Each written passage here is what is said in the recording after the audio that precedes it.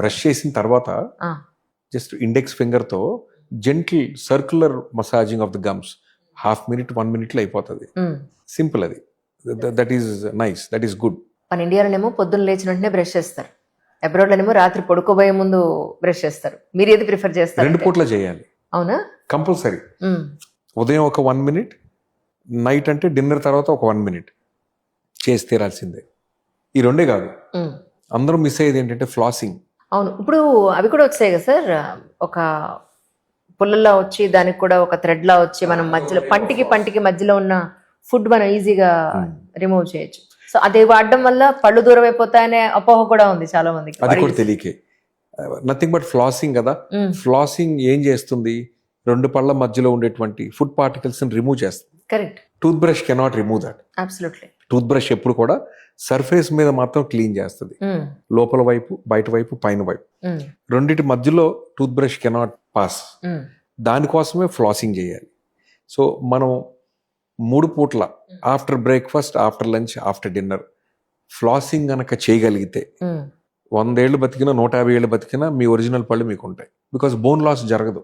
Correct. Bone loss ఎక్కడ జరుగుతుంది? 2 పళ్ళ మధ్యలో ఉండేటువంటి ఫుడ్ అక్కడే ఉండిపోతుంది. ఉదాహరణకి రాత్రి భోజనం చేసాం, బ్రష్ చేసాం చాలా డిసిప్లిన్డ్గా, కానీ ఫ్లాస్ చేయలేదు. సో పైన చాక్లెట్ తిన్నాక బ్రష్ చేసాం, పళ్ళు క్లీన్ అయిపోయినాయి, సేఫ్ అనుకుంటాం. 2 పళ్ళ మధ్యలో ఉండేటువంటి ఆ food particles next half an hour లో నోట్లో ఉన్న బ్యాక్టీరియాలు దాన్ని అటాక్ చేస్తూ ఉంటది. That becomes decomposed. తెల్లారి మనం లేచిన తర్వాత పళ్ళు తోముకోలేదే అని ఎందుకు అనుకుంటాం? మనకు ఆ థిన్ ఫిల్మ్ ఉంటది కదా. కరెక్ట్. అంటే పాచి పట్టింది, పాచి మొహం అంటారు కదా. అదేంటనుకుంటున్నారు? That is the thin film of plaque. That is the outcome of bacterial decomposition in between 2 teeth or on the surface of the teeth.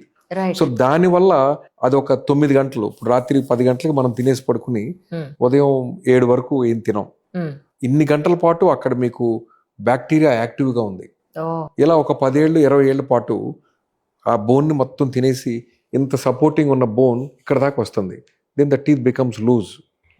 వయసు పెద్దబడిన తర్వాత బోన్ లాస్ కాదు, వయసు పెద్ద అవటం వల్ల పళ్ళు లూజ్ అవటం కాదు. అది ఎప్పుడో స్టార్ట్ అవుతుంది, దాన్ని మనం పట్టించుకో. మనం interdental cleaning aids like dental floss, interdental brushes అన్ని ఆన్లైన్ లో దొరుకుతాయి. Or water flosser. అవును, మా క్లినిక్ వస్తే వాటర్ ఫ్లాసర్లు మొత్తం ఉంటాయి, అందరికి బై డిఫాల్ట్ ఇచ్చేస్తాం, వాడండి అని. అంటే అది ఇచ్చి దాన్ని వ్యాపారం కోసం, there is a cost for it. వాళ్ళని కొనుక్కోమంటే మొదట్లో 15 years బ్యాక్ నేను అందరికి చెప్పేవాడిని, ఫ్లాసర్స్ ఇక్కడ దొరకవండి, మీ వాళ్ళు ఎవరైనా అమెరికాలో ఉంటే తెప్పించుకోండి అని. కొంతమంది తెప్పించుకునేవారు, మిగతా వాళ్ళకి ఉండేది కాదు. అప్పుడు ఇంటర్డెంటల్ బ్రషెస్ ని తెప్పించి వాళ్ళకి ఇచ్చేవాళ్ళం. ఇప్పుడు రకరకాల బ్రాండ్స్ ఇప్పుడు మనకి ఆన్లైన్ లో దొరుకుతున్నాయి. 6 months బ్యాక్ మీరు వచ్చారు, ఇప్పుడు మళ్ళీ వాడలేదా మీరు, మీకు ట్రీట్మెంట్ లేదు, మీరు 4 రోజులు ఫ్లాస్ చేస్తే సరిపోతుంది, వెనక్కి పంపించేద్దాం అనుకుంటా. అప్పుడు మీరు చెప్పారండి తెప్పిలేదండి, ఆన్లైన్ కుదరట్లేదండి, మీరు తెప్పియండి అంటారు. అలా చెప్పక మన దగ్గర స్టాక్ చేసి ఫస్ట్ అది ఇచ్చి రోజు ఇది వాడండి అంటాం. సో రోజు 3 పూట్ల అది వాడే వాళ్ళకి, అండ్ 2 పూట్ల ఉదయం 1 minute, రాత్రి 1 minute బ్రష్ చేస్తే మాతో పని ఉండదు. సీరియస్లీ మాతో పని ఉండదు. చెకప్ వస్తారు, మైనర్ ప్రాబ్లం ఉంటుంది, మైనర్ ప్లాక్ టాటర్ ఉంటుంది, 10 నిమిషాలు క్లీన్ చేస్తాం. సో బోన్ లాస్ ఉండదు, your teeth will last for life time. అది మనకు అవగాహన లేదు. అవగాహన ఉన్న వాళ్ళలో ఎక్స్పెన్స్ అనుకుంటారు. ఇప్పుడు 2 పళ్ళ మధ్య గ్యాప్ గనక ఉంటే ఆ గ్యాప్ ని ఫిల్ చేయడానికి చాలా మంది గ్యాప్ ఫిల్లర్ గా చాలా రకాలైన ప్యాటర్న్స్ వచ్చేసాయి. ఇప్పుడు మీరు ఏది ప్రిఫర్ చేస్తారు? పర్మనెంట్ గా ఉండేది అని అంటే ఏది? అంటే depending upon the space, age, time available. So natural గా గ్యాప్ ఉంది అనుకోండి, మనం క్లిప్పుల ద్వారా గానీ అలైనర్స్ ద్వారా క్లోజ్ చేస్తే it is still considered natural. Correct. అది చేయనప్పుడు సిమెంట్స్ ఉంటాయి, రెజిన్ ఉంటుంది, కాంపోజిట్స్ ఉంటాయి, వెనియర్స్ ఉన్నాయి, క్రౌన్స్ ఉన్నాయి, ఇవన్నీ ఆర్టిఫిషియల్. ఒక్కసారి ఆర్టిఫిషియల్ మెటీరియల్ చేస్తే బ్యూటిఫుల్ లుక్ తీసుకొస్తాం, ఇంత అందంగా ఉందని. బట్ దాంట్లో కొన్ని రెస్ట్రిక్షన్స్ ఉంటాయి. ఈ క్షణం నుంచి ముందు పళ్ళతో ఏది కొరకొద్దు, గట్టిది అసలు కొరకొద్దు, గట్టి చెరుగడ కొరికితే పెట్టింది కాస్త పట్మని పెరుగుతుంది. అందుకని న్యాచురల్ గా ప్రిఫరెన్స్ ఇవ్వండి. 6 నెలలు పట్టినా, సంవత్సరం పట్టినా దీన్ని ఇలా క్లోజ్ చేసుకుంటే లైఫ్ లాంగ్ జాంకాయ, పచ్చి జాంకాయ కోరుకుని తినొచ్చు. మీకు ఎక్కడ అతుకు ఊడదు. అతుకు ఊడింది అనుకోండి, దాన్ని మళ్ళీ రిపీటెడ్గా వెళ్ళాలి, చేయించుకుంటే వెళ్ళాలి. కరెక్ట్. ఏదేదో ఊర్లో వెళ్ళిపోతూ ఉంటారు చదువులకి ఉద్యోగానికి, మళ్ళీ అక్కడ ఒక డెంటిస్ట్ ఎత్తుకుని మళ్ళీ అక్కడ అతుకులు వేసుకుంటే వెళ్తూ ఉండాలి. సో అందుకని న్యాచురల్ పద్ధతి ఎప్పుడు కూడా ఈజీ. కరెక్ట్. ఈ అతుకులు వదిలేస్తే కరెక్ట్. సో న్యాచురల్ గా మీరు క్లోజ్ చేసుకోగలిగితే you are aligning your own teeth, closing the space. ఈ జ్ఞానదంతం స్టోరీ ఏంటి సార్? జ్ఞానదంతం తీసేశారు, జ్ఞానం పోయింది అన్నట్టు. అది ఎందుకు తీసేస్తారు, అసలు ఎందుకు వస్తుంది, దాన్ని ఎందుకు జ్ఞానదంతం అన్నారు? జ్ఞానదంతానికి జ్ఞానానికి అసలు సంబంధం లేదు. ఎందుకు వచ్చిందో కూడా ఎవరికీ తెలియదు.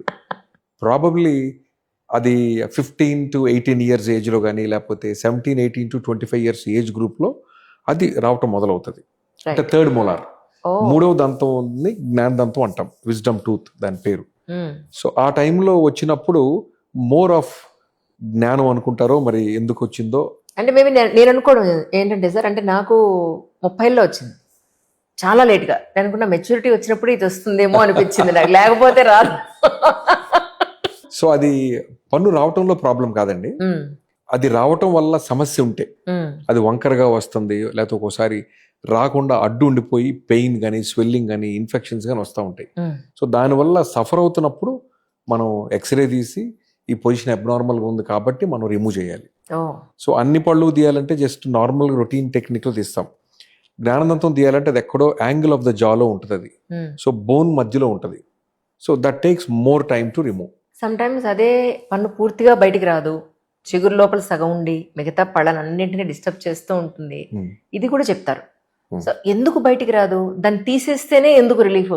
స్పేస్ సరిపోకపోవటం వల్ల. ఇప్పుడు జా నిర్మాణం, సపోజ్ ఒక పేరెంట్ది జా వచ్చింది, ఇంకో పేరెంట్ది టీత్ వచ్చినాయి అనుకోండి. సో దానికి స్పేస్ సరిపోకపోవటం వల్ల అది అడ్డు ఉండిపోవటం కానీ, అది దాని ముందున్నటువంటి సెకండ్ మోలార్ని పుష్ చేయటం కానీ, లేకపోతే అది సగం వచ్చి ఆ సగం ఉన్న ఎక్స్పోజ్డ్ పోర్షన్లో ఫుడ్ స్ట్రక్ అయ్యి దానికి అది పిప్పి పన్ను కావటం జరుగుతుంది. లేకపోతే ఆ చిగురు మధ్యలో ఫుడ్ అక్యుములేట్ అయిపోయి చిగురు వాపు రావటం, దాని నుంచి ఇన్ఫెక్షన్ రావటం. అందుకని first of all we have to analyse ఈ జ్ఞానదంతం టెంపరీ ప్రాబ్లమా, పర్మనెంట్ ప్రాబ్లమా. కొంతమంది ఎరప్షన్ స్టేజ్లో వస్తారు, చూసుకుని ఎక్స్రే తీస్తే నార్మల్గా ఉంటుంది, కొద్ది రోజులు ఉంటుంది, you just have to clean it more అని తగ్గిపోతుందని చెప్తాం. రైట్. మళ్ళీ అది 6 నెలల్లో నార్మల్గా ఎరప్ట్ అయిపోతుంది, దేర్ ఇస్ నో ప్రాబ్లమ్ అని కాల్ చేసి చెప్తారు. That's very nice. సో అది ఇబ్బంది పెట్టినప్పుడే సర్జికల్ రిమూవ్ చేయాలి.